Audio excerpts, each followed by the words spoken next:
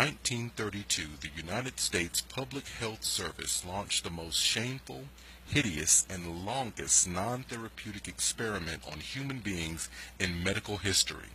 The practitioners of the infamous Tuskegee syphilis experiment promised free medical care to over 400 African American and desperately poor sharecroppers in Macon County, Alabama.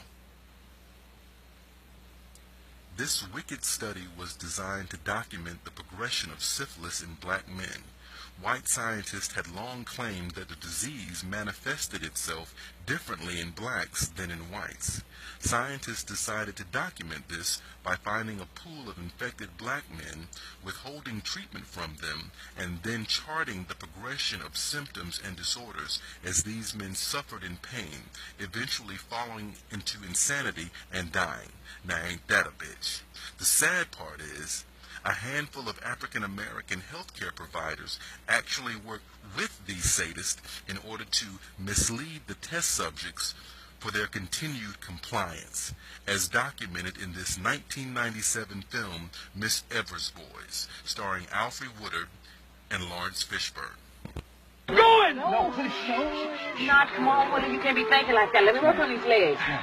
Now, listen, what you do is you drink your quarter that main tea at the beginning of the month, you'll be just fine. You double fly stepping in no time at all. Yes, he will.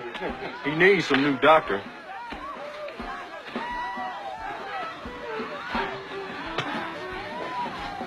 What you doing in that costume? Ain't no costume, it's a uniform.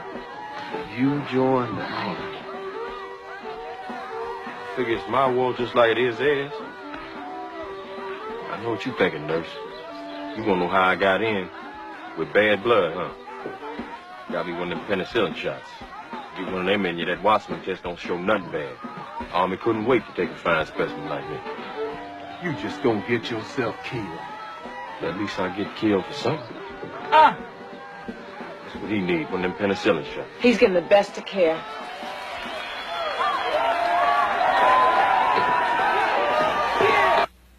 At no time were the men ever told that they had syphilis. Instead, they were told they had something called bad blood. By the 1940s, validation of penicillin as an effective cure for the disease was known, and still the experiment continued.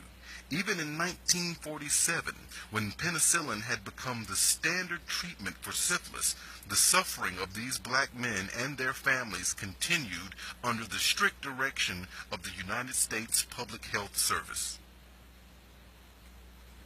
The tally of those who suffered was nothing less than scandalous. By the end of the study, only 74 test subjects were alive.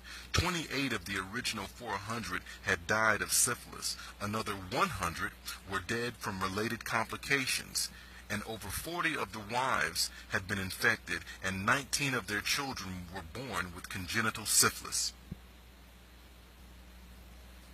The Tuskegee syphilis experiment lasted 40 years, finally ending in 1972 after being exposed by reporter Jean Heller, when, in the Washington Evening Star newspaper, she ran this headline on the front page: "Syphilis patients died untreated." With those words, one of America's most notorious medical studies became public, and soon after came to an end. On May 16, 1997, former President Bill Clinton issued a public apology at a news conference in Washington, D.C. One of the speakers at the conference was then Director of the Center of Disease Control, Dr. David Satcher. Protect the public's health. Today is an historic event. As our President acknowledges the tragedy of the U.S. Public Health Service syphilis study in Tuskegee, and apologizes on behalf of the government for decisions made many years ago that still haunt us, we open a new chapter in public health. The U.S. Public Health study of untreated syphilis in the Negro male was wrong for many reasons. The study participants were never informed about the purpose of the study, never asked to give their informed consent to participate in the study, and were intentionally misled about receiving treatment. But by publicly admitting our mistakes and acknowledging the role of the Public Health Service in this study, we have an opportunity for a new beginning. It's been 39 years since the Tuskegee syphilis experiment ended.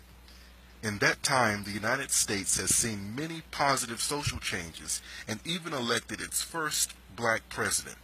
Yet the effects of the Tuskegee experiment can still be felt today through a deep mistrust of the medical industry by many African Americans. Some wonder if these emotional wounds will ever heal, and we can only hope and pray that they will. In the interim, we can only embrace the ideology of our Jewish brethren and vow never again.